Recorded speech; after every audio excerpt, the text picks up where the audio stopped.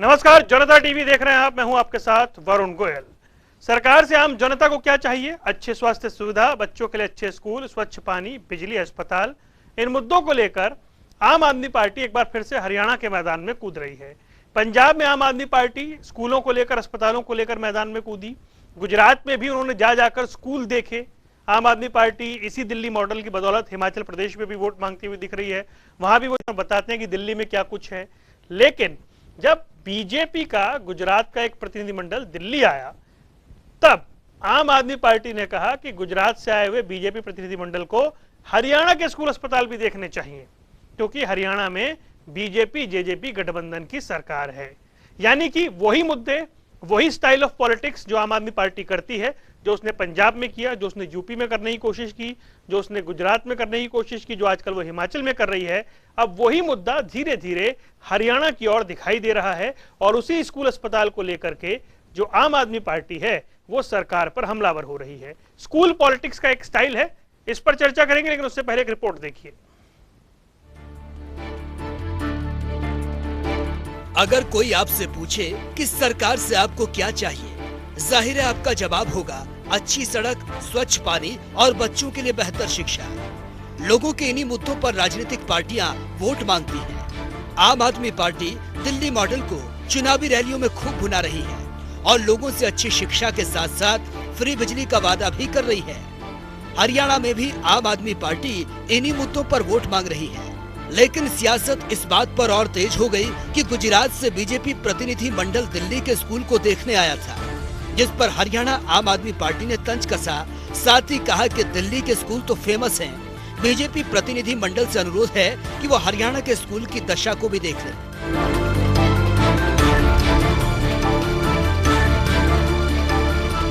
आम आदमी पार्टी का दावा है कि गुजरात बीजेपी का प्रतिनिधि मंडल बिना बताए ही दिल्ली के मोहल्ला क्लिनिक स्कूल देख रहा है। आपको बता दें कि आम आदमी पार्टी दिल्ली में तैयार किए गए मोहल्ला क्लिनिक, अस्पताल और स्कूल के मॉडल को चुनावी राज्यों में खूब प्रचार करती है। इतना ही नहीं, पंजाब में भी इन्हीं मॉडल्स को लेकर चुनाव लड़ा गया। हरियाणा में भी आपने बीजेपी को दिल्ली के सरकारी स्कूल और अस्पतालों की सुविधा चेक करने का निमंत्रण दिया था। सीएम मनोहर लाल के गांव के प्राइमरी स्कूल को लेकर बीजेपी और आप में कई दिनों तक शब्द के बाण भी चले। उधर कांग्रेस नेता रणदीप सुरजेवाला ने प्रदेश के स्कूल में पड़ोसी राज्यों से रिटायर्ड टीचर की भर्ती को लेकर सवाल उठाए। रणदीप सुरजेवाला ने सोशल मीडिया पर लिखा, ये इत्तेफाक नहीं बल्कि सच है। हरियाणा प्रदेश में शिक्षकों के 38,000 से 40,000 पद खाली हैं। हरियाणा के युवा करे पुकार, बीजेपी जेजेपी सरकार दे जवाब। हरियाणा प्रदेश में बेरोजगारी मामले में नंबर 1 पर है। फिर भी बावजूद इसके पड़ोसी राज्यों से रिटायर्ड टीचर क्यों नहीं ले रही सरकार? नई भर्ती क्यों नहीं कर रही हरियाणा की गठबंधन सरकार? पड़ोसी राज्यों के टीचर्स को तो वेतन देंगे, लेकिन हरियाणा के युवाओं को रोजगार नहीं देंगे। बीजेपी जेजेपी सरकार की यह सोच हरियाणा और युवा विरोधी होने का प्रमाण है। बहरहाल स्कूल के मुद्दे पर सियासत जारी है। ये पहला मौका नहीं जब आम आदमी पार्टी ने हरियाणा के स्कूल पर सवाल उठाए हैं। इससे पहले भी कई बार सुशील गुप्ता हरियाणा के स्कूल का दौरा कर चुके हैं और उनकी दशा पर सवाल खड़े कर चुके हैं। ब्यूरो रिपोर्ट, जनता टीवी। स्कूल पॉलिटिक्स अब गुजरात से होते हुए, पंजाब से होते हुए हिमाचल, अब हरियाणा की ओर दिखाई दे रही है। चर्चा करेंगे। फिलहाल दो खास मेहमान हमारे साथ जुड़े हैं। विजेंद्र नेहरा, भारतीय जनता पार्टी के प्रवक्ता, डॉक्टर पंकज बेनीवाल, आम आदमी पार्टी के प्रवक्ता, कांग्रेस के प्रवक्ता कुछ ही देर में हमारे साथ जुड़ेंगे। विजेंद्र जी, देखिए, उनका एक स्टाइल ऑफ पॉलिटिक्स है। स्कूल बड़ी बुनियादी जरूरत है और दिल्ली में जो स्कूलों में सुधार हुआ, जो बात वो करते हैं, उसको लेकर वो पंजाब गए। उन्होंने गुजरात में भी यही कोशिश की, उन्होंने उत्तराखंड में भी यही कोशिश की। अब वो हरियाणा की ओर भी ऐसा ही रुख कर रहे हैं। वो स्कूलों को लेकर बात कर रहे हैं। वो कह रहे हैं कि भाई, अगर बीजेपी का प्रतिनिधिमंडल गुजरात से आया दिल्ली में, तो वो कम से कम हरियाणा आकर भी स्कूल अस्पताल देख ले। देखिए, मेरी आवाज ठीक से आ रही है विजेंद्र जी? देखिए, जिन्होंने ये लगाए हैं, ये जो इस तरह की बयानबाजी कर रहे हैं, इनकी सुशील कुमार गुप्ता जी, इनकी अपनी पार्टी के जो संस्थापक हैं कुमार विश्वास जी, उन्होंने खुद उनके ऊपर सबसे पहले भ्रष्टाचार के आरोप लगा करके वो राज्यसभा पहुंचे हैं, ऐसे आरोप लगाए, उनका जवाब उन्होंने आज तक नहीं दिया। दूसरा, एक मेरा सवाल है आम आदमी पार्टी के अपने साथी प्रवक्ता से कि वो आज बार बार स्कूल और अस्पताल की जो बात करते हैं वरुण जी, वो जरूर यहाँ पर ये जरूर बता के जाएं कि दिल्ली के जितने भी विधायक हैं उनमें से कितने विधायक ऐसे हैं जिनके बच्चे इनके सरकारी स्कूल में पढ़ते हैं। एक का भी अगर नाम बता देंगे तो वो बहुत बड़ी बात है। कितने ऐसे विधायक हैं जिनका इलाज इनके मोहल्ला क्लिनिक में होता हो, ये अगर बता देंगे तो अपने आप में बहुत बड़ी बात है। और दूसरा, मैं इनको बताना चाहूंगा कि इनकी दिल्ली के अंदर 1031 स्कूलों में से केवल 196 स्कूलों में प्रिंसिपल हैं। ये मैं आंकड़ों के साथ नोट करके लाया हूं, वो आपको बता रहा हूं। 700 से अधिक स्कूल ऐसे हैं कि जिनमें विज्ञान की पढ़ाई नहीं होती है। 25,000 से ज्यादा टीचरों के पद खाली हैं दिल्ली के सरकारी स्कूलों में। ये वहां की स्थिति है। और मेरा एक और दावा है इनसे वरुण जी कि एक भी नया अस्पताल अगर इन्होंने बनाया हो तो उसका नाम जरूर बताएं। एक भी नया सरकारी स्कूल अगर इन्होंने खोला हो तो उसका नाम यहां पे जरूर बता के जाएं। मैं तो यहां तक दावा करता हूं कि केजरीवाल जी की जो खुद की खांसी है वो भी बाहर जाके ठीक होती है, मोहल्ला क्लिनिक के पास तो उसका इलाज भी नहीं है। और जहां तक केजरीवाल जी के बच्चों की पढ़ाई की बात है, वो नोएडा में पढ़ते हैं वरुण जी। अगर दिल्ली में इतने अच्छे सरकारी स्कूल होते या इतने अच्छे स्कूल होते तो वहीं पढ़ते। एजुकेशन पार कर गए होंगे ना अब तक तो। मैं बता रहा हूँ, वो नोएडा में पढ़ते हैं जहां भाजपा का राज है, वहां केजरीवाल जी के बच्चे पढ़ते हैं। मैं टीवी पे बैठ के दावा कर रहा हूँ। और इसके साथ साथ 7 साल में इन्होंने एक नया स्कूल नहीं खोला, एक नया हॉस्पिटल नहीं खोला, एक नई बस नहीं खरीदी, एक नया पानी की व्यवस्था नहीं की। वहां पे पानी का हाहाकार है, बिजली का बुरा हाल है, यमुना की इन्होंने सफाई नहीं करी। और अपने प्रचार प्रसार के ऊपर वरुण जी ये टोटल पैसा खर्च करते हैं, झूठी वाहवाही करते हैं वरुण जी। यही कारण है कि निकाय चुनाव के अंदर, पालिका परिषद के चुनाव में इनकी जमानत जब्त हुई है। एक पालिका में जहां जीते वो भी बीजेपी से उधार लिया था कैंडिडेट, हमने टिकट नहीं दी, उसको चुनाव लड़ाया था, नहीं तो इनकी जमानत जब्त होने का काम हुआ। पर आ जाएंगे बाद में, क्योंकि बात तो ये है कि क्या अगर वो हरियाणा में दौरे करते हैं तो वो चैलेंज है क्या। डॉक्टर पंकज बेनीवाल वो बता रहे हैं भाई आपके यहाँ बड़ी ऐसी मतलब कोई आपने बहुत क्रांति नहीं कर रखी है, और अब तो क्योंकि आप दिल्ली मॉडल पेश करते हैं, जब तक हरियाणा का चुनाव आएगा आपको पंजाब मॉडल भी पेश करना पड़ेगा। तो चैलेंज तो आपके सामने भी है, लेकिन आपका स्टाइल वही है कि दूसरे राज्यों में जाके वहां के स्कूल देखना। आज पहली बार पूरे देश के अंदर ऐसा माहौल है कि राजनीति स्कूलों पे और अस्पतालों पे होती है। ये आम आदमी पार्टी की देन है। अदरवाइज ये दूसरी पार्टियां जाति और धर्म के नाम पे लोगों को लड़ाती थी, गाय के नाम पे लोगों को लड़ाती थी। और जवाब ले लीजिए पहली ऐसी आम आदमी पार्टी की सरकार सत्ता में आई जो स्कूलों को लेकर के, बुनियादी ढांचों को लेकर के, स्वास्थ्य को लेकर के, बिजली को लेकर के, पानी को लेकर के आज जनता के बीच में है। और जो मेरे नेहरा साहब बीजेपी के प्रवक्ता भाई पूछ रहे थे, मोहल्ला क्लिनिक में 125 तरह की दवाइयां मुफ्त मिलती हैं, 212 तरीके के लैब टेस्ट फ्री होते हैं। अगर आपने कभी MRI CT स्कैन कराया हो तो 5-6 हजार रुपए का टेस्ट है, वो भी दिल्ली सरकार फ्री कर रही है। 1 महीने के अंदर गवर्नमेंट हॉस्पिटल में अंदर का टेस्ट नहीं हो पा रहा है तो 23 तरह की प्राइवेट लैब ऐसी स्थापित की हुई है कि वहां पर लोग जनता जाकर के अपने टेस्ट करा सकती है। 1600 बेड बढ़ा दिए हैं दिल्ली के अंदर, अस्पतालों के अंदर 1600 बेड बढ़ा दिए हैं। और जो स्कूलों की आप बात कर रहे हैं, स्कूलों में 20,000 नए कमरे बना दिए गए हैं और 15 ट्रैक ऐसे सिंथेटिक बनाए गए हैं जिन पे बच्चे दौड़ सकते हैं। 17 स्विमिंग पूल बना दिए गए हैं। 2.5 लाख बच्चे सरकारी स्कूलों में आ गए प्राइवेट स्कूल को छोड़ करके। ठीक है, तो ये जो चीजें हैं, ये सारी चीजें आप अपने गुड़गांव की स्थिति बताओ नेहरा साहब एक बार। हरियाणा के अंदर आपने क्या कर रखा है? गुड़गांव में एक सरकारी अस्पताल था, उसकी भी बिल्डिंग गिरने की कगार पे है, वो आपने बंद किया। दूसरे एक सेक्टर के हॉस्पिटल के अंदर आपने सरकारी हॉस्पिटल चलाया अपना। और गुड़गांव के अंदर आपकी मेदांता, फोर्टिस, आर्टिमिस, मैक्स, न जाने कितने प्राइवेट बड़े बड़े हॉस्पिटल हैं, वो होने चाहिए क्योंकि प्राइवेट संस्थाएं हैं। लेकिन सरकार की जिम्मेदारी क्या है? सरकार की जिम्मेदारी तो बताओ। ठीक है, अकेले गुड़गांव के अंदर NCR में आपके कितने प्राइवेट ठीक है, आता हूं सर, आता हूं एक मिनट में आपने कितने सरकारी। ठीक है बेनीवाल साहब, कंप्लीट कीजिए सर, कंप्लीट कीजिए। 9 लाख लोगों के पास 9 लाख लोग वहां पर रहते हैं। 9 लाख लोगों के लिए गुड़गांव में छोटा सा जवाब। एक मिनट सर आऊंगा, नहीं मैं मौका सबको बराबर देता हूँ। ठीक है, कितने सरकारी स्कूल आपने वहां बना रखे? ठीक है पंकज जी, आता हूं मैं आपके पास। सरकारी स्कूलों की क्या व्यवस्था है? आज आम आदमी पार्टी की देन है कि आज डिबेट में स्कूलों के ऊपर, अस्पतालों के ऊपर डिबेट हो रही है। ठीक है बेनीवाल जी, आता हूँ मैं ये आपके आम पास। आदमी पार्टी की देन है। और बेनीवाल बहुत सारी जी जो सर प्लीज कंप्लीट कीजिए ना। बताऊंगा आपको। ठीक है, आता हूँ मैं आपके पास। रविंद्र ढुल जुड़ गए हमारे साथ, स्वागत है रविंद्र जी। थोड़ा देर से जुड़े हैं पर कोई नहीं, चर्चा तो आप समझ ही गए होंगे। विषय ये है कि आम आदमी पार्टी का एक स्टाइल है, उन्होंने पंजाब में आकर कहा स्कूल देखिए, स्कूल देखिए, हमारे स्कूलों से तुलना कीजिए। आपके प्रगट सिंह को बार बार चुनौती देते रहे कि लिस्ट निकाल लीजिए, स्कूल देखिए। वही स्टाइल जो है अब वो हरियाणा में करते हुए दिख रहे हैं। अब वो चैलेंज कर रहे हैं कि आप जो बीजेपी की टीम गुजरात से आई है वो जरा हरियाणा के भी स्कूल देख जाए, अस्पताल देख जाए। यानी वो एक ऐसा फॉर्मूला उन्होंने पकड़ लिया जिस पर वो राजनीति करते हैं। उन्होंने उत्तराखंड में भी ऐसा किया, हिमाचल में भी कर रहे हैं, हरियाणा की बारी भी आ रही है, मतलब पंजाब में भी यही किया। तो ये फॉर्मूला कामयाब कितना है आपके हिसाब से? देखिए, जहाँ तक बात स्कूल है और हेल्थ फैसिलिटीज है, मेरा मानना है निश्चित तौर पर किसी भी राज्य की जो है सबसे ज्यादा प्राइम प्रायोरिटी जो है वो यही दोनों होनी चाहिए, क्योंकि ये आम जनता के जो है उसके हित से, उनके फंडामेंटल राइट से, दोनों से जुड़े हुए हैं। इसमें कोई गलत मैं मानता नहीं, लेकिन जो ये ढकोसला इस फॉर्मूले के नाम पे किया जाता है, मैं मानता हूँ, मुझे उससे दिक्कत है। अब पीछे नेशनल रिपोर्ट आई थी एक, मेरे को ध्यान नहीं है उस रिपोर्ट का, क्योंकि मैं थोड़ा व्यस्त चल रहा था तो इसका देख नहीं पाया टॉपिक को। तो रिपोर्ट आई थी, हमने उसके ऊपर डिबेट भी की थी एक रिपोर्ट की, मुझे ध्यान में है, जिसमें हरियाणा का नाम जो है कहीं ज्यादा ऊपर है दिल्ली से एजुकेशन में, बच्चों की परफॉर्मेंस में। मुद्दा ये नहीं है कि भी आप स्कूल कितने अच्छे बना रहे हो, मुद्दा ये है कि स्कूलों के अंदर पढ़ने वाले बच्चे कैसे परफॉर्म कर रहे हैं, पहले आप उसकी बात करिए। अब स्कूलों को फैंसी फेयर दिखा करके आप उनको सजा तो लेंगे, लेकिन क्या आप वो क्वालिटी एजुकेशन वहां पर बच्चों को प्रोवाइड कर रहे हैं जिससे बच्चे compete कर पाए? यदि मैं कॉम्पिटिटिव एग्जाम का स्टेटस देखूं तो हरियाणा कहीं ज्यादा आगे है दिल्ली से।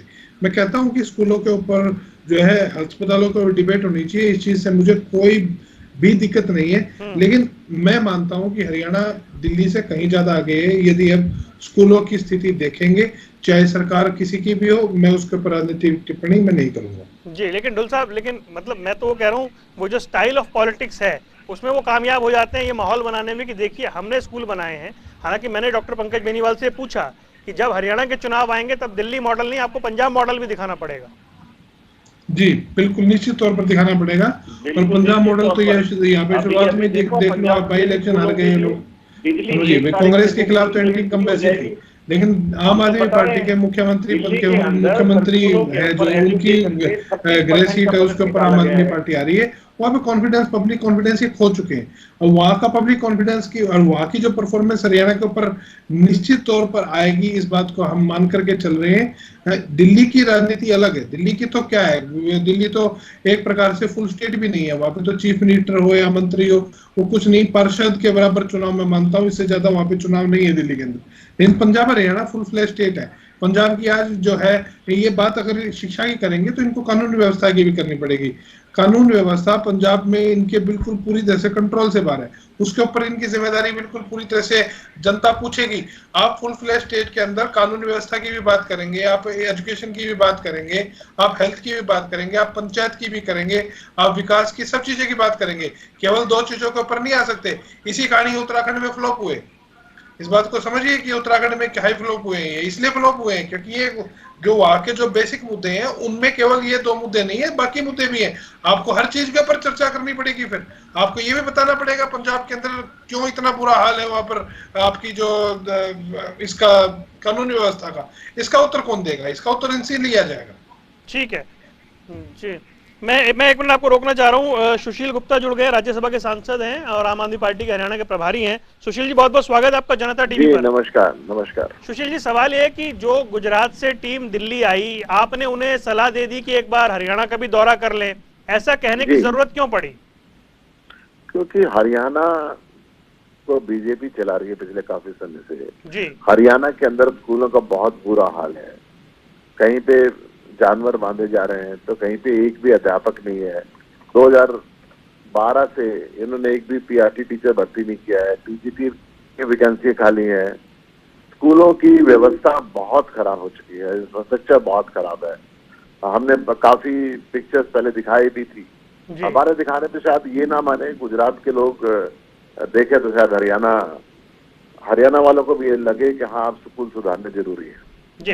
लेकिन गुप्ता जी, क्योंकि बात ये है कि अभी रविंद्र ढुल कांग्रेस के प्रवक्ता वो कह रहे थे कि जब आप फुल स्टेट में आते हैं तो सिर्फ शिक्षा की बात नहीं होती है, लॉ एंड ऑर्डर की बात भी होती है, दूसरी व्यवस्थाओं की बात भी होती है, और जब हरियाणा का इलेक्शन आएगा तब आपके सामने पंजाब मॉडल भी होगा। बिल्कुल, पंजाब के अंदर हम हर चीज को सुधार रहे हैं, और पंजाब में हमने बिजली फ्री कर दी है, पंजाब के अंदर हमने नशा बंदी का पुरजोर किया है, गैंगवारी को बंद करने का पूरा प्रयत्न हो रहा है, पंजाब के अंदर हमने भ्रष्टाचार को रोक दिया है, पंजाब में अनेकों तरीके की सुविधाएं जनता को देनी शुरू कर दी है। परंतु हरियाणा के अंदर नशा बढ़ता जा रहा है, बेरोजगारी पूरे हिंदुस्तान में सबसे ज्यादा है। हम फुल स्टेट की बात कर रहे हैं, फुल स्टेट के अंदर शिक्षा चिकित्सा तो फुल स्टेट की भी जिम्मेदारी बनती है, प्राथमिक जिम्मेदारी है शिक्षा चिकित्सा बिजली पानी, लेकिन दिल्ली का मॉडल है गुप्ता जी, लेकिन इसमें सवाल ये है कि यही मॉडल आप उत्तराखंड भी लेकर गए थे कि स्कूल देखिए हमारे और कंपैरिजन कीजिए, लेकिन वहां पर नहीं चल पाई ये बात। अभी गुजरात में जा रहे हैं। हमें अच्छा मिला। देखिए, आम आदमी पार्टी सबसे युवा पार्टी है, सबसे नई पार्टी है। आम आदमी पार्टी पहली ऐसी पार्टी है, रीजनल पार्टी, जिसका 2 स्टेट में सरकार है, जिसका पूरे हिंदुस्तान में इंफ्रास्ट्रक्चर है। आज अरविंद केजरीवाल जी को विकल्प के रूप के अंदर देखा जाता है पूरे हिंदुस्तान के अंदर, पूरे हिंदुस्तान के लोग चाहते हैं। जी, लेकिन गुप्ता जी, हाँ नहीं मैं नाराज जा रहा हूँ, आप ही का सवाल मैं, लेकिन जब इस सारे आंकड़े देते हैं कि दिल्ली में इतने स्कूलों में प्रिंसिपल नहीं है, साइंस के टीचर नहीं है, वो जब इससे कंपैरिजन करते हैं तो उसे आप कैसे देखते हैं? दिल्ली में मुझे एक स्कूल बताया जहाँ पे साइंस का टीचर ना हो। दिल्ली का रिजल्ट 99.6% आ रहा है सीबीएसई बोर्ड का। दिल्ली के अंदर स्किल यूनिवर्सिटी बनी है, दिल्ली के अंदर स्पोर्ट्स यूनिवर्सिटी बनी है, दिल्ली के अंदर हर चीज को एजुकेशन के सेक्टर में वर्ल्ड क्लास बनाया जा रहा है। सुशील जी, तो ये माना जाए कि फिर जो इलेक्शन है उसका फॉर्मूला आपका यही रहने वाला है कि स्कूल और हॉस्पिटल देखिए, दिल्ली से कंपैरिजन करिए? हमारा इलेक्शन में फार्मूला रहने वाला है भ्रष्टाचार मुक्त हरियाणा। जब हरियाणा भ्रष्टाचार मुक्त होगा तो स्कूल भी सुधरेंगे, हॉस्पिटल भी सुधरेंगे, बिजली भी सुधरेगी, पानी भी सुधरेगा, रोजगार भी सुधरेगा, जीवन आसान होगा, नशा बंद होगा, कानून का राज होगा। अगर भ्रष्टाचार बंद नहीं होगा तो ये सब चीजें बेलगाम चलती जाएंगी। चलिए, बहुत बहुत शुक्रिया सुशील जी जुड़ने के लिए हमारे साथ। सुशील गुप्ता थे, प्रभारी हरियाणा आम आदमी पार्टी, अपनी बात रख रहे थे। विजेंद्र जी, हाँ आपने सुना, वो कह रहे हैं हमारे सारे फॉर्मूले हैं, हम सब पर बात कर रहे हैं और कोई ऐसा स्कूल नहीं जिसमें साइंस का टीचर ना हो।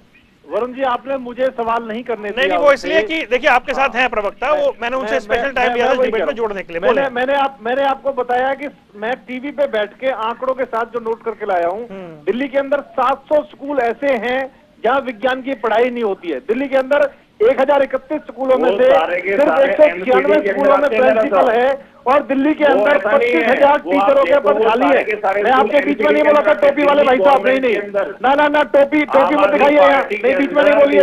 और दूसरा सुनिए वरुण जी, ऐसे लोगों को क्यों बुलाते हैं? रुके पंकज जी, सुन लीजिए भैया, मैं टोपी उतार देता हूँ फिर। नहीं रुक जाए, अरे नहीं नारा साहब ऐसे ना करें, ठीक है पंकज जी, 1 मिनट वो कंप्लीट कर ले, फिर आपके पास आऊंगा। कंप्लीट देखिए, पहले तो इन्होंने टोपी का भी लिहाज नहीं किया वरुण जी। इन्होंने एक भी आपने एमएलए का नाम नहीं बताया जिसके सरकारी हॉस्पिटल में बच्चों का जो इलाज होता हो, और एक भी इन्होंने ये नहीं बताया कि सरकारी स्कूल के अंदर कोई बच्चा जो पढ़ता हो, किसी एमएलए का नाम इन्होंने नहीं बता पाए। दूसरा ये नहीं बता पाए कि क्यों दिल्ली के स्कूलों में विज्ञान के टीचरों की 700 की कमी है, क्यों 25,000 वहां पे शिक्षकों की कमी है, और क्यों 1031 स्कूलों में से मात्र 196 स्कूलों के अंदर ही प्रिंसिपल है खाली। आप ये बताइए क्यों इतनी कमी है, नहीं बता पाए। और ये फिर भी जो बात करते हैं, इन्होंने जो हमारा हरियाणा का जिक्र किया, हरियाणा के रेवाड़ी के अंदर हम लोग एम्स बना रहे हैं, हर जिले के अंदर हम मेडिकल कॉलेज बनाने का काम कर रहे हैं। हमारे यहाँ के जो सरकारी स्कूल है उनकी बेहतर स्थिति क्यों है, वो नीति आयोग की रिपोर्ट कहती है, हम नहीं कह रहे। ये देश के अंदर जो नीति आयोग की रिपोर्ट है उसने कहा है कि दिल्ली के जो सरकारी स्कूल है और हरियाणा के जो सरकारी स्कूल है उसमें हरियाणा बेहतर है। दूसरा, एक इनका दोगलापन देखिए वरुण जी, ये हिमाचल प्रदेश में जाते हैं केजरीवाल जी और वहां पे कहते हैं कि 90% बच्चे सरकारी स्कूल में पढ़ते हैं, तो ये गरीबी की पहचान है। और दिल्ली में आके जुमलेबाज कहते हैं कि अगर 90% बच्चे दिल्ली के सरकारी स्कूल में पढ़ते हैं तो दिल्ली सरकार की उपलब्धि है। देखिए कैसी दोगली बात करते हैं ये टोपी पहन के बैठने वाले लोग, कि यहाँ डिबेट में टोपी पहनते हैं, बाहर जाके जेब में रख लेते हैं और झूठ बोलने का काम करते हैं। हिमाचल में कहते हैं कि अगर ज्यादा बच्चे सरकारी स्कूलों में पढ़ते हैं तो गरीबी है, और दिल्ली में कहते हैं उपलब्धि है। आप कैसे दोगले लोग हैं? आपके पास किसी सवाल का जवाब नहीं है। एक नेता का नाम बताइए जिसको प्राइवेट में इलाज होता हो, सरकारी में इलाज होता हो, मोहल्ला क्लिनिक में। एक नेता का नाम बताइए जिसको सरकारी। जवाब ले रहा हूं, बात रिपीट हो रही है। नेहरा साहब बोल लिया आपने। हाँ जी बेनीवाल जी जवाब दें, फिर रविंद्र ढुल के पास जाना है। नेहरा साहब, सारे के सारे दिल्ली के एमएलए और जितने भी राज्यसभा सांसद है पहले मोहल्ला क्लिनिक में इलाज देते हैं, उसके बाद सरकारी अस्पतालों में। आपके एमएलए एमपीओ की तरह मैदानता में जाके मिलेट से खांसी का इलाज हो जाएगा सर। अरे नहीं सर, व्यक्तिगत नहीं, नायरा साहब प्लीज।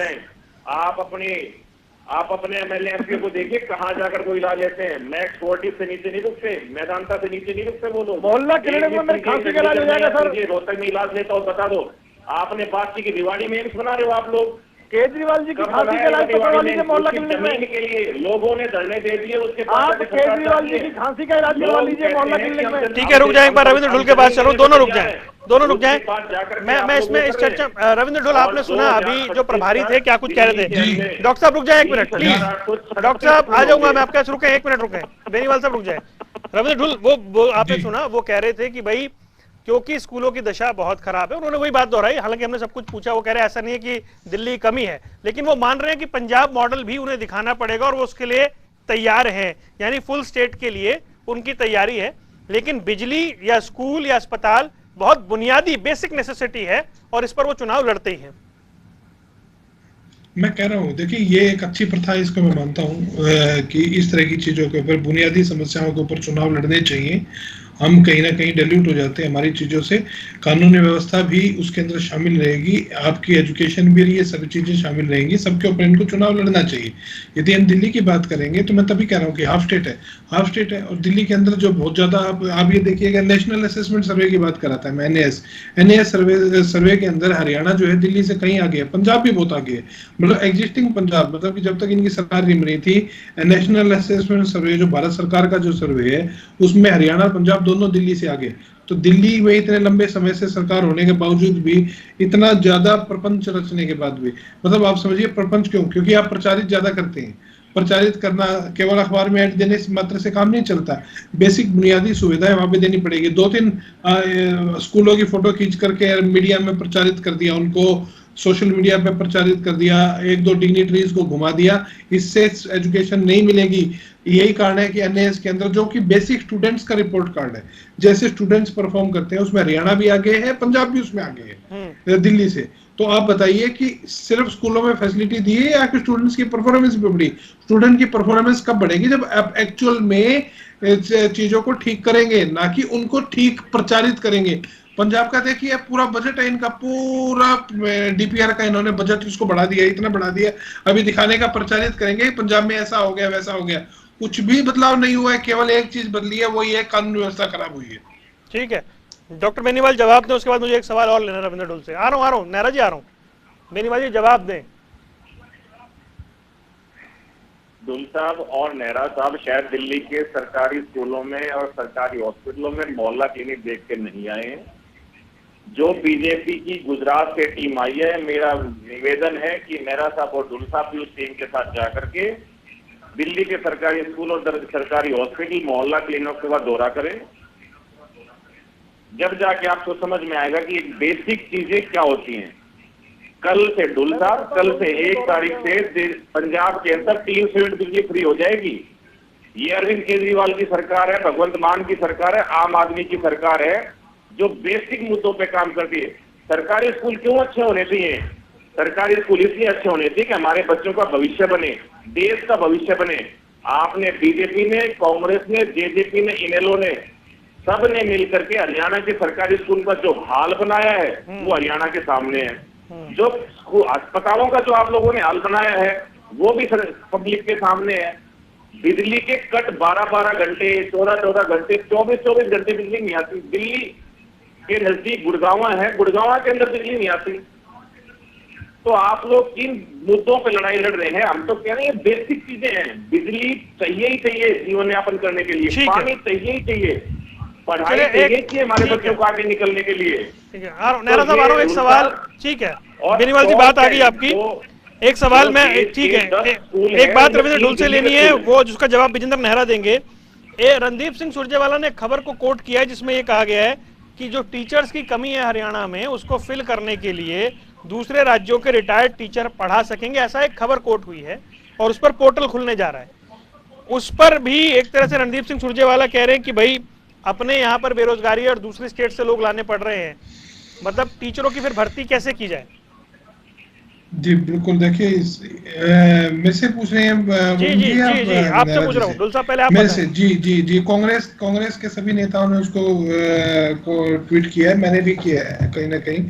ये बहुत ही गलत प्रस्ताव है इनका, जब आप ये कहते हैं कि हरियाणा के अंदर समझिए कि कितने लंबे समय से भर्ती नहीं हुई है, खासकर कि पीआरटी और टीजीटी लेवल के ऊपर। टीजीटी पे अब थोड़ी बहुत ही अब इंग्लिश की इन्होंने कहीं ना कहीं शायद कोर्ट के इंटरफेरेंस के बाद में रिजल्ट निकलेगा, वरना कितने लोग तो जो है अपनी एज भी पार हो गई है, पार भी हो गए हैं।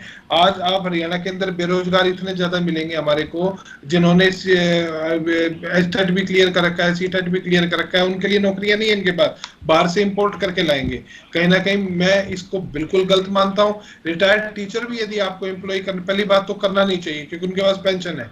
अगर यदि आप उनको कर भी रहे हैं तो भी आपके पास में प्रायोरिटी पहले हरियाणा की होनी चाहिए थी। हरियाणा में हजारों रिटायर्ड टीचर है, फर्स्ट प्रायोरिटी उनकी होनी चाहिए थी। बाहर के लाने का मतलब क्या है? ये पूरी तरह से गलत है, असंवैधानिक है। क्योंकि फिर इक्वल अपॉर्चुनिटी का मतलब क्या हुआ? बाहर वालों के लिए पोर्टल खोलने का ठीक है, मतलब क्या है? अब जवाब अब लेता लोकल हूँ के लिए खोलिए। जी, अब जवाब लेता हूँ। नेहरा जी, नई भर्ती आप नहीं कर रहे हैं और दूसरे राज्यों से रिटायर्ड टीचर्स को यहाँ पर लाना चाह रहे हैं, क्यों?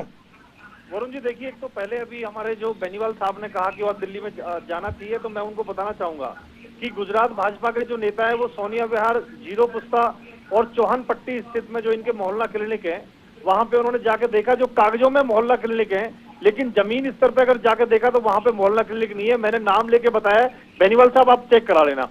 सर्वोदय बालिका विद्यालय का दौरा भी उन्होंने किया है, जो पूरी तरह से जर्जर है। मैं नाम लेके आपको बता रहा हूं, आप वहां पे जाके चेक करा लेना। दूसरा, मुझे बेनीवाल साहब ये बताइए कि 9वीं कक्षा में दिल्ली के अंदर 50% विद्यार्थी फेल क्यों हो जाते हैं? मैं आपके आंकड़ों के साथ में आपसे बात कर रहा हूं, इसका आप मुझे बता दीजिए कि 9वीं कक्षा में क्यों फेल हो जाते हैं। दूसरा, इसके साथ साथ आप मुझे बताइए कि आपके जो स्वास्थ्य मंत्री हैं वो खुद इस समय जेल में हैं, तो कैसे स्वास्थ्य की स्थिति को आप दिल्ली में सुधारेंगे? आपके पंजाब के अंदर भी स्वास्थ्य मंत्री जेल में है, दिल्ली के अंदर भी जेल में है। तो आप लोगों ने भ्रष्टाचार ना करने की बात कह के आप सत्ता में आए थे, और दोनों ही मंत्री आपके भ्रष्टाचार के कारण जेल में हैं। आपने कहा था पंजाब के अंदर जब सरकार में आए थे कि हम लोग कर्जा नहीं होने देंगे, और आज पंजाब के अंदर 3 महीने के अंदर, अरे बेनीवाल जी आपके बीच में नहीं बोला मैं, आपने पंजाब में कहा था कि हम कर्जा नहीं लेंगे, हम कर्जा उतारने के लिए आए हैं। पिछले 3 महीने में वरुण जी पंजाब के अंदर ये 9,000 करोड़ रुपए का कर्जा ले चुके हैं। पिछले 3 महीने के अंदर पंजाब के अंदर वरुण जी ये 9,000 करोड़ रुपए का कर्जा ले चुके हैं और पंजाब को बदहाली में ये धकेल चुके हैं। इन्होंने अपने नशे के बारे में भी जो बोला सुशील गुप्ता जी ने, तो ये वो लोग हैं जो पूरी तरह से दिल्ली को पहले नशेड़ी बना चुके हैं, दिल्ली को पूरी तरह से नशेड़ी बना चुके हैं, बेनीवाल जी में ये नशा पहुंचा चुके हैं। अच्छा नेहरा जी, हर घर के नजदीक। अच्छा जो बात रविंद्र ढूंढ ने कही है उसका जवाब दे दें। मैं जवाब देता हूं। रुक जाए बेनीवाल जी प्लीज, मैं आ जाऊंगा सर, इसके बाद आपके पास आऊंगा। जी नेहरा जी, ये वो लोग हैं जिन्होंने घर घर के नजदीक दारू का ठेका खुलवाने का काम किया है, नशा को बढ़वाने का काम किया है। पंजाब के अंदर इन्होंने बोला था हम कर्जा उतारने के लिए आए हैं, लेकिन 3 महीने में 9,000 करोड़ रुपए से ज्यादा का इन्होंने कर्जा ले लिया है। पंजाब के अंदर कितना बुरा क्राइम का हाल है, बिजली का वहां पे बुरा हाल है, डिस्ट्रैक्ट हो रहे हैं, चर्चा डिरेल हो गई, फेल हो चुके हैं। और दिल्ली के अंदर आप मुझे बताइए, चर्चा कहीं और जा रही है, डिस्ट्रैक्ट हो रही है चर्चा। सर रुक जाए प्लीज, बताइए दिल्ली के अंदर ये नेहरा जी, एक भी बच्चा सरकारी स्कूल में। नेहरा जी रुके। अच्छा बेनीवाल साहब रुक जाए बेनीवाल साहब। नेहरा जी मतलब डिस्ट्रैक्ट हो रही है, ट्रेन कहीं और चली गई, ऐसा ना करें। अब जो रविंद्र ढुल जी ने सवाल पूछा उसका जवाब दे दे, समय थोड़ा कम है। देखिए वरुण जी, रविंद्र जी बड़े भाई हैं, उनका जो सुझाव है निश्चित रूप से जिस तरह की शंकाएं कांग्रेस पार्टी लगातार जता रही है, हरियाणा सरकार खुद इस मामले में बहुत संवेदनशील है, और जो हरियाणा का युवा है उनको हम लोग मौका देने का काम कर रहे हैं। पिछले 5 साल के अंदर हरियाणा सरकार ने 90,000 से ज्यादा सरकारी नौकरी देने का काम किया है युवाओं को, और आने वाले समय के अंदर भी जो हरियाणा के जो बेरोजगार युवा हैं उनको प्राथमिकता के आधार पर रोजगार मिले, ये हमारा प्रयास है। हरियाणा सरकार ने हरियाणा के अंदर ईमानदारी से नौकरी देने की जो परंपरा शुरू की है वो अपने आप में एक अनोखी है, क्योंकि इससे पहले वरुण जी आप सबको पता है, हम सबको पता है कि नौकरियां पैसे लेकर के बेचने का तमाम आरोप पुरानी सरकारों पर लगते रहे, चाहे वो सरकार कोई भी रही हो। तो हरियाणा सरकार के जो युवा हैं उनकी चिंता हरियाणा सरकार करती है। स्टार्टअप पॉलिसी भी हम लोग लेके आए हैं युवाओं के लिए। पोर्टल खोलने की जरूरत क्यों पड़ी सर? इसके साथ साथ मैं आपको बताता हूं वरुण जी कि जो भी हरियाणा सरकार हरियाणा के युवाओं के लिए काम कर सकती है, जो भी स्टार्टअप की योजनाएं हम लोग लेके आए उनके लिए आए हैं, जो आगे उनके लिए काम कर सकते हैं वो हरियाणा सरकार करेगी। ठीक है। और किसी भी तरह की कोई भी दिक्कत और परेशानी हरियाणा के बेरोजगार युवा को करने की जरूरत नहीं है। चाहे वो सक्षम युवा योजना हम लोग लेके आए हैं, चाहे अभी हमने कौशल रोजगार निगम का जो पोर्टल लॉन्च किया है उसके माध्यम से भी बेरोजगार युवाओं को रोजगार देने का काम करेंगे। और हरियाणा के इतिहास में सबसे ज्यादा निवेश हमारी सरकार के समय में आया है। माननीय मुख्यमंत्री मनोहर लाल जी के नेतृत्व में ईमानदारी से हरियाणा सरकार ने जो काम किया है वो आम आदमी पार्टी की तरह हम लोग दिखावा नहीं करते, जमीन पे हम लोग काम करके दिखाते हैं। जी जमीन पे काम 30 सेकंड। मेरा साहब से रिक्वेस्ट है कि गुड़गांवा के अंदर अच्छा सरकारी हॉस्पिटल बनवा दें जहाँ पे सीटी स्कैन MRI सारे हो जाए। रेवाड़ी में एम्स बन रहा है जो जो दखलंदाजी है वो सब समझ में आती है हमारे को, कैसे आप लोगों का वो बना है। गाँव के लोग जानकारी नहीं है, तैयार नहीं थे, बिना जानकारी के आए हैं आप लोग। रेवाड़ी में एम्स करते हो पूरे हरियाणा के अंदर सरकारी हॉस्पिटल और गुड़गांव के प्राइवेट हॉस्पिटलों में आपके नेता जाके इलाज कराते हैं। रोजगार के आपके नेता जाकर के गुड़गांव में इलाज कराते हैं। बेनीवाल साहब, आपके नेता गुड़गांव में जाकर इलाज कराते हैं और रेवाड़ी के अंदर हम लोग एम्स बनाने का काम कर रहे हैं। हरियाणा सरकार हरियाणा प्रदेश के हर जिले के अंदर मेडिकल कॉलेज खोलने का काम कर रही है। अरे बेनीवाल जी, मैं फरीदाबाद जिले से आता हूँ, हमारे यहाँ पे अटल बिहारी मेडिकल कॉलेज हमने खोलने का काम किया है। ये सही मेडिकल सेंटर हमने खोलने का काम किया है। हमने हर जिले के अंदर मेडिकल कॉलेज खोलने का काम किया है। फरीदाबाद जिले से मैं आता हूँ, हमने यहाँ पे छायसा के अंदर अटल बिहारी मेडिकल कॉलेज खोलने का काम किया है। हर जिले के अंदर हमने मेडिकल कॉलेज खोलने का काम किया है। ये सही मेडिकल सेंटर खोलने का काम किया है। खोलने का काम किया है और रेवाड़ी के अंदर एम्स हम लोग बना रहे हैं। आप सिर्फ हॉस्पिटल तक सीमित है अभी, रनिंग कमेंट्री नहीं, प्लीज हॉस्पिटल तक सीमित है। प्लीज सर, प्लीज मेरी गुजारिश है ऐसा ना करें सर, चर्चा सब देखते हैं। ढुल साहब, क्या एजुकेशन मतलब ठीक है आप कह रहे हैं कि भाई वो जो इंडेक्स एक होता है उसमें दिल्ली पीछे है, हरियाणा या पंजाब आगे है, लेकिन उस मुद्दे को जिस तरीके से आम आदमी पार्टी भुनाती है, क्या एज है उनके पास? नहीं, ऐसी कोई एज नहीं है, केवल प्रचार मात्र है। अब जैसे जैसे उन राज्यों के अंदर जाएंगे जहाँ पे फुल स्टेट्स हैं, वहां पर जाकर के इनका प्रचार फेल होने जा रहा है निश्चित तौर पर, क्योंकि लोग पंजाब को असेस करेंगे, लोग दिल्ली को असेस नहीं कर पाते हैं, समझिए इस बात को। तो मुद्दा ये है कि भी विजेंद्र जी ने भी ये उत्तर नहीं दिया अभी तक इन्होंने कि भी क्यों आपने बाहर के टीचर्स के लिए पोर्टल खोला, इनको बंद करना चाहिए। मेरी गुजारिश है सरकार से, अपनी इस योजना को वापस ले तुरंत प्रभाव से, और इस अगर पोर्टल को रीएम्प्लॉयमेंट को खोलना है तो केवल हरियाणा के लोगों के लिए, हरियाणा के टीचर्स के लिए खोला जाए, बाहर वालों के लिए नहीं। और जहां तक बात आम आदमी पार्टी की, तो आम आदमी पार्टी केवल पात्र जो है डीपीआर का इस्तेमाल करके, प्रचार का इस्तेमाल करके ये प्रचारित जरूर कर रही है, लेकिन जमीन पे हकीकत कुछ और है।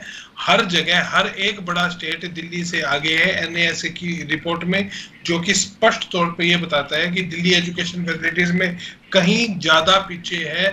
यदि हम हरियाणा या पंजाब या आसपास के किसी भी राज्य इंक्लूडिंग राजस्थान से भी पीछे है दिल्ली। चलिए ठीक है सर, मैं माफी चाहता हूँ, समय मेरे पास इतना ही था। नेहरा जी आपका, बेनीवाल जी आपका और ढुल साहब आपका जुड़ने के लिए बहुत बहुत शुक्रिया। स्कूल पॉलिटिक्स आजकल चर्चा में है, दिखाई भी दे रही है। देखना यह है कि आगे ये पॉलिटिक्स कहां तक जाती है। स्कूलों की छानबीन, उनकी फोटो सामने आना, किसके स्कूल बेहतर, ये एक लिहाज से अच्छा भी है कि स्कूलों पर या अस्पतालों पर बात हो रही है, लेकिन क्या सिर्फ इनका इस्तेमाल राजनीति के लिए हो रहा है, ये देखना भी दिलचस्प है।